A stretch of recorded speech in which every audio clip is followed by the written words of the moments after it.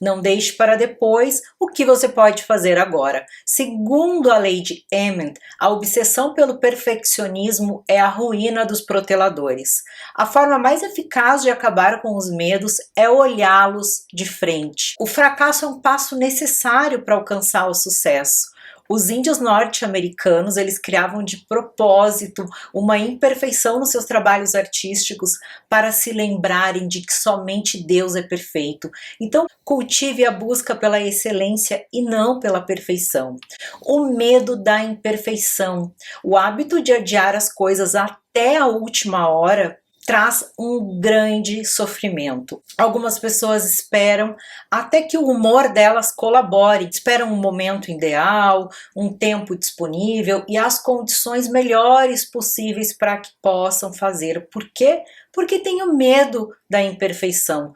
Preferem transferir para outro dia o que precisa ser feito pelo medo da imperfeição. Um outro medo também muito comum é o medo do julgamento, adiar ou jamais estipular metas, porque não quer correr o risco de ser julgado, de ser rotulado de preguiçoso, idealista, burro ou até idiota. Outro medo é o medo de correr riscos. Aquele que nunca comete um erro provavelmente não está fazendo nada. Este medo de cometer erros, ele aniquila a capacidade de reconhecer e de se beneficiar dos aprendizados que os erros nos proporcionam. Encarar os erros como um grande professor da vida é algo que devemos fazer. Quando cometemos erros, devemos questionar o que eu posso aprender com isso, o que este erro tem para me ensinar. Outro medo muito comum é o medo do sucesso.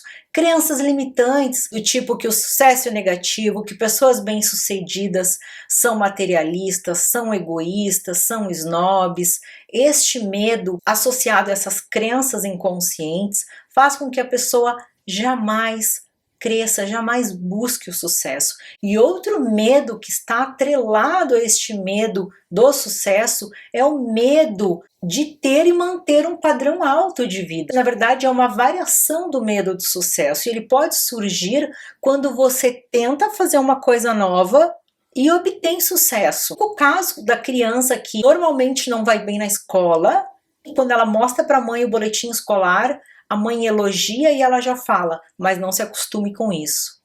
Porque ela tem medo de manter um alto padrão, porque ela não reconhece a sua capacidade. Outro medo que é muito comum é o medo da mudança. Na verdade, este é o medo que mais gera estresse. O medo da mudança é o medo que gera mais estresse.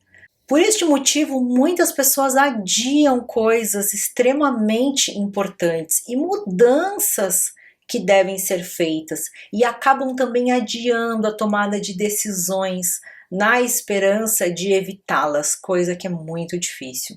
Outro medo muito conhecido também é o medo da responsabilidade. Este medo faz com que pessoas não deem o máximo de si.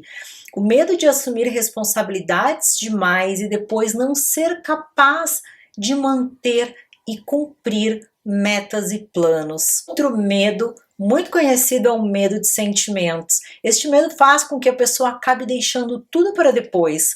Não pelo medo de como está se sentindo agora, mas pela forma de como poderá vir a se sentir. Quer evitar a culpa. Outro medo conhecido é o medo de terminar. Medo de terminar o que estão fazendo porque não querem enfrentar uma tarefa mais chata em seguida. E em muitos casos a pessoa perde o entusiasmo inicial. Outro medo muito comum também é o medo da rejeição, e esse medo todos nós sentimos. O medo da rejeição é um medo muito comum que todos nós sentimos. Nós tendemos a ver a rejeição sempre como algo pessoal, como prova de que somos falhos ou imperfeitos.